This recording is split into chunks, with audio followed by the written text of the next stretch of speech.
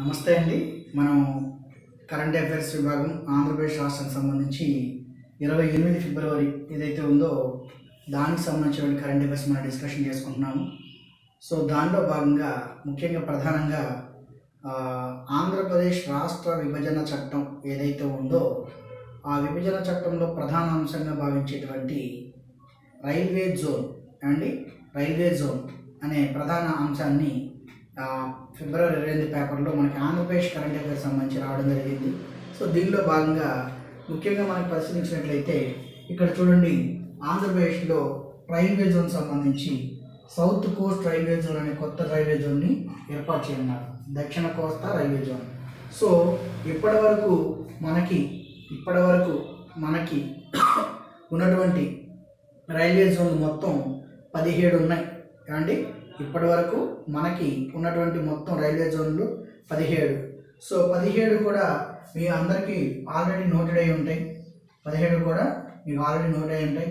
So వాస్తవంగా వీటిని గుర్తుపెట్టుకోవాలంటే ముఖ్యంగా మనం ఏమండి ఈ డైరెక్షన్స్ వేసుకొని డైరెక్షన్స్ బట్టి వెళ్ళాలి.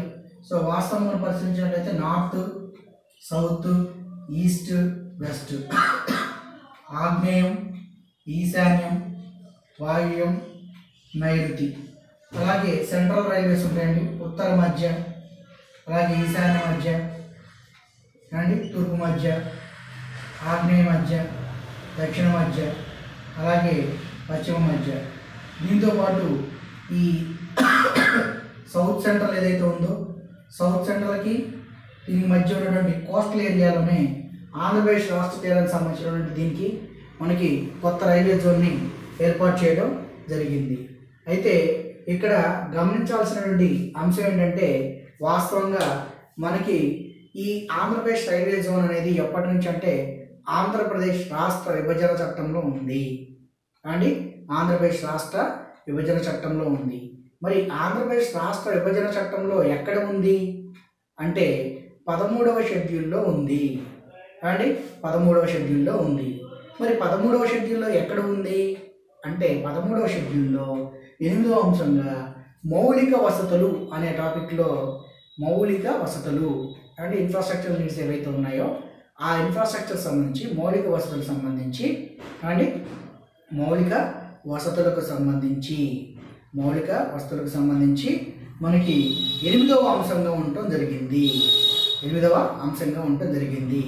అయితే ఈ 8 అంశాల్లో మనకి పరిశీలించుకున్నట్లయితే 8వ అంశం కింద వాస్తవంగా 2014 బైఫర్కేషన్ ఎప్పుడైతే చేద్దాం అనుకున్నారో అప్పటి నుండి కూడా ఈ ఆంధ్ర రాష్ట్రం యొక్క ఆంధ్రప్రదేశ్ నవ్యాంధ్ర యొక్క రైల్వే జోన్ గురించి ఏర్పాటు గురించి పోరాడుతూనే ఉన్నారు. ఇప్పటి చివరి వరకు కూడా పోరాడుతూనే వచ్చారు. సో ఆంధ్రప్రదేశ్ రాష్ట్రానికి సంబంధించి 2016 సంవత్సరంలో మనకి అప్పటి రైల్వే మంత్రి అయినటువంటి సురేష్ ప్రభు గారు ఆంధ్రప్రదేశ్లో మనకి టీడీపీ తరఫు నుంచి ఎన్నికవడం జరిగింది. సో ఆంధ్రప్రదేశ్ నుంచి ఎన్నికైన తర్వాత అప్పట్లో రైల్వే జోన్ వస్తుందని భావించినప్పటికీ చాలా కాలం పోరాటం చేయాల్సి వచ్చి ప్రస్తుతం ఆ పోరాటంలో భాగంగానే రీసెంట్గా ఈ రైల్వే జోన్ని అనౌన్స్ చేయడం జరిగింది. అయితే ఈ రైల్వే జోన్ సంబంధించి మనం పరిశీలించుకున్నట్లయితే ఇక్కడ ఒకసారి గమనించుకున్నట్లయితే ముఖ్యంగా ఏ డివిజన్స్ వస్తున్నాయి అనేది కూడా మనం పరిశీలించుకోవాలి. గతంలో ఈ రైల్వే జోన్ మొత్తం మనకి ఎక్కడెక్కడ ఉండేది అని మనం పరిశీలించుకుంటే ఏమండి మనకి సౌత్ సెంట్రల్ రైల్వేస్, దక్షిణ మధ్య రైల్వే, అలాగే మనకి అయితే ఈస్ట్ కోస్ట్ రైల్వే ఉండేది. అంటే భువనేశ్వర్ కానీ ఇటు సికింద్రాబాద్ కానీ ఉండేది. సో ఈ దక్షిణ మధ్య రైల్వే జోన్లో మొత్తం 6 ప్రాంతాలు ఉండేవి. హైదరాబాద్ అండి, నాందేడ్, మనకి సికింద్రాబాద్ సంబంధించి, అలాగే నెక్స్ట్ ఇక్కడికి వచ్చేసేసి మన విశాఖ సంబంధించి విశాఖ, అలాగే గుంతకల్ డివిజన్, విజయవాడ డివిజన్, ఇవన్నీ కూడా ఒక భాగంగా ఉండేవి. అయితే ఇక్కడ ఏం జరిగిందంటే ప్రస్తుతం నూతన రైల్వే జోన్ ఏర్పాటు చేస్తున్నారు కాబట్టి ఆ రైల్వే జోన్ పరిధికి సంబంధించి ఏదైతే ఉందో ఆ రైల్వే జోన్లో మనం ఇప్పుడు దీన్ని ఏర్పాటు చేసుకోవాలి. ముఖ్యంగా గుంతకల్ డివిజన్ కానీ, గుంటూరు డివిజన్ కానీ, విజయవాడ డివిజన్ కానీ, వాల్తేరు డివిజన్లో ఒక భాగం వాల్తేరు డివిజన్లో ఒక భాగం అంటే ముఖ్యంగా ఈ వాల్తేరు డివిజన్లో ఉత్తరాంధ్ర ప్రాంతం ఉంది వాల్తేరు డివిజన్లో ఉత్తరాంధ్ర ప్రాంతం ఉంది.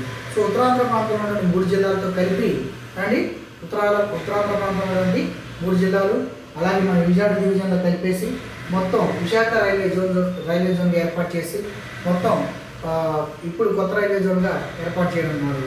సుమారుగా మనకి ఈ రైల్వే జోన్ గుంతకల్ డివిజన్ ఎక్కువగా విస్తరించి ఉంది. కానీ విజయవాడ రైల్వే మనకి అంటే సికింద్రాబాద్ సంబంధించి గతంలో ఏదైతే దక్షిణ మధ్య రైల్వే ఉందో ఈ రైల్వే జోన్ ఏర్పాటు చేయడం వల్ల సుమారుగా 5,000 కోట్ల రూపాయల ఆదాయం కోల్పోయింది. అంటే వాస్తవంగా ఇది సెంట్రల్ కాబట్టి రైలు కోల్పోకపోయినా పెద్ద వచ్చే నష్టం లేదు కాబట్టి సో ఇప్పుడు నూతన రైల్వే జోన్ ఏర్పాటు చేయడం వలన మనకి స్థానికత సమస్య తీరిపోయి ఆటోమేటిక్గా ఇక్కడే మొత్తం అన్ని అవకాశాలు రావడం జరుగుతుంది. సో కొత్తగా పోస్టులు క్రియేట్ చేసుకోవచ్చు. ఇవన్నీ కూడా చాలా రాబోయే రోజుల్లో మంచి అవకాశాలు ఇప్పుడున్న యువతకి రావడం జరుగుతుంది. సో ముఖ్యంగా మనకి ఇక్కడ పరిశీలించినట్లయితే మరొకసారి చూద్దామండి. విశాఖ రైల్వే జోన్ విశాఖపట్నానికి ప్రధాన కార్యాలయంగా, అంతకుముందు వాల్తేరు స్టేషన్ అనేవాళ్ళు. సో ఇప్పుడు ఆ వాల్తేరు స్టేషన్పై విశాఖ ప్రధాన కేంద్రంగా వస్తుంది. గుంతకల్లు, అలాగే గుంటూరు, విజయవాడ, వాల్తేరులోని ఒక భాగం మొత్తాన్ని కలిపి టోటల్ మన ఆంధ్రప్రదేశ్కి సంబంధించి ఒక కొత్త రైల్వే జోన్ ఏర్పాటు చేయడం జరిగింది. అది ఆంధ్రప్రదేశ్ రాష్ట్ర విభజన చట్టంలో గతంలో మనం ఏదైతే డిస్కషన్ చేసుకున్నామో అదే ఉంటుంది. 13వ షెడ్యూల్లోని మౌలిక వస్తువులు అనే టాపిక్లో 8వ అంశంగా ఈ రైల్వే జోన్ ఉంది. ఓకేనండి. అసలు గతంలో ఈ వాల్తేరు డివిజన్లో ఆంధ్రప్రదేశ్, ఒడిశా, ఛత్తీస్గఢ్ ప్రాంతం నుంచి ఉండేవండి. అయితే ఈ వాల్తేరు డివిజన్ని సపరేట్ చేయడం వల్ల ఒడిశా, ఛత్తీస్గఢ్, ఈ వాల్తేరు డివిజన్కి ఒడిశా, ఛత్తీస్గఢ్ రాష్ట్రం నుంచి ఎక్కువగా మనకి ఆదాయం ఉండేది. సో దీనికోసం మళ్ళీ పోరాటం చేస్తానంటే మాట్లాడారు. అయితే ఇంతవరకు దీనికి క్లారిటీ సంబంధించి పూర్తి క్లారిటీ అయితే ఇంకా రాలేదు. సో వాస్తవంగా చూసుకున్నట్లయితే ఈ రైల్వే జోన్ సంబంధించి మనకి చాలా చాలా ఇంపార్టెంట్. ఓకే అండి. అలాగే నెక్స్ట్ మనకి విశాఖపట్నంలో ఐఎన్ఎస్ హంస సంబంధించి వాస్తవంగా మన విశాఖపట్నానికి సంబంధించిన కొంతమంది అధికారులు అండి గోవా రాష్ట్రానికి వెళ్ళి ఐఎన్ఎస్ హంస అనే దాన్ని పర్యవేక్షించి వచ్చారు. దాంట్లో సీ హారియర్ అనే ఒక యుద్ధ విమానాన్ని పర్యవేక్షించి వచ్చారు. అయితే ఇది ఆంధ్రప్రదేశ్లో మన విశాఖ ప్రాంతంలో మ్యూజియం ఏదైతే ఏర్పాటు చేయనున్నారో ఆ మ్యూజియంలో సంబంధించి దీన్ని ఏర్పాటు చేయడం కోసం దీన్ని అక్కడ గోవాకు వెళ్ళి అధికారులు తీసుకురావడం జరిగింది. ముఖ్యంగా ఇప్పటికే మన విశాఖపట్నంలో ఐఎన్ఎస్ కురుసురా అనే జలాంతర్గామి, TU-142 యుద్ధ విమానం, దీంతో పాటు సీ హరియర్ యుద్ధ విమానం దీన్ని కూడా తీసుకురానున్నారు. అయితే వాస్తవంగా ఈ సీ హరియర్ సంబంధించి మనం పరిశీలించుకుంటే దీని యొక్క ప్రత్యేకతలు ఏంటి అని పరిశీలించుకుంటే సీ హరియర్ని బ్రిటన్కి చెందినటువంటి హ్యాకర్ సెడెల్లీ బ్రిటిష్ ఏరోస్పేస్ సంస్థ తయారు చేసింది. బ్రిటిష్ ఏరోస్పేస్ సంస్థ తయారు చేసింది. ఇది భారతదేశం అమరావతిలో 1980లో రావడం జరిగింది. 1980 నుంచి 2012 వరకు భారతదేశంలో దీని యొక్క సేవలు వినియోగించడం జరిగింది. అలాగే ఐఎన్ఎస్ విక్రాంత్ లాంటి మన జలనౌక నుంచి వాస్తవంగా దీని నుంచి యుద్ధ విన్యాసాలు చేయడం జరిగిందండి. సో ఇదంతా కూడా మనకి సీ హరియర్ అనే దాని గురించి తీసుకురానున్నారు. మరొక 15 రోజుల్లో గోవా నుంచి మన విశాఖపట్నానికి వచ్చి దీన్ని మ్యూజియంలో పెట్టనున్నారు ఆంధ్రప్రదేశ్ రాష్ట్ర ప్రభుత్వం వారు ముఖ్యంగా. అలాగే నెక్స్ట్ ఆంధ్రప్రదేశ్ రాష్ట్ర సంబంధించి చిన్న ఖనిజాల రాయితీ నిబంధనలు అంటే మైనర్ మినరల్స్ రాయితీ నిబంధనలు 1966 దానికి సవరణ చేశారు కొద్దిగా. అదే ఆ సవరణకు సంబంధించి మనం నేర్చుకోవాలి. అలాగే నెక్స్ట్ గిరిజనులకు సంబంధించి ఆహార పుట్ట కార్యక్రమాన్ని మార్చి 1వ తారీఖు నుంచి ఏర్పాటు చేయనున్నారు. అలాగే నెక్స్ట్ ఆంధ్రప్రదేశ్లోని 7 జిల్లాల్లో 32 పట్టణాల్లో నీటి ఎద్దడి ఎక్కువగా ఉంది. నీటి ఎద్దడి అంటే ప్రస్తుతం ఆంధ్రప్రదేశ్లో ఉన్నటువంటి 7 జిల్లాలు ఏవైతే ఉన్నాయో అంటే ముఖ్యంగా 13 జిల్లాల్లో 7 జిల్లాల్లో నీటి లభ్యత అనేది చాలా తగ్గిపోయింది. ముఖ్యంగా త్రాగునీరుకి ఎక్కువగా ఇబ్బంది పడుతున్నట్లు ఒక రిపోర్ట్ రావడం జరిగింది.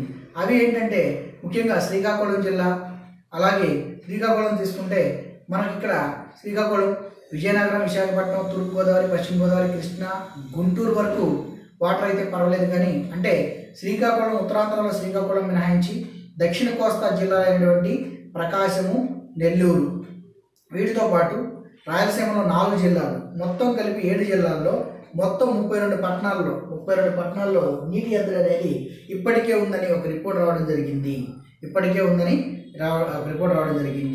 సో మనకి ఇది ప్రధానంగా మన ఫిబ్రవరి 28 సంబంధించినటువంటి కరెంట్ అఫైర్స్. సో మిగతాది మనం ఫర్దర్ క్లాస్లో చూసుకుందాం. Okay right, thank you.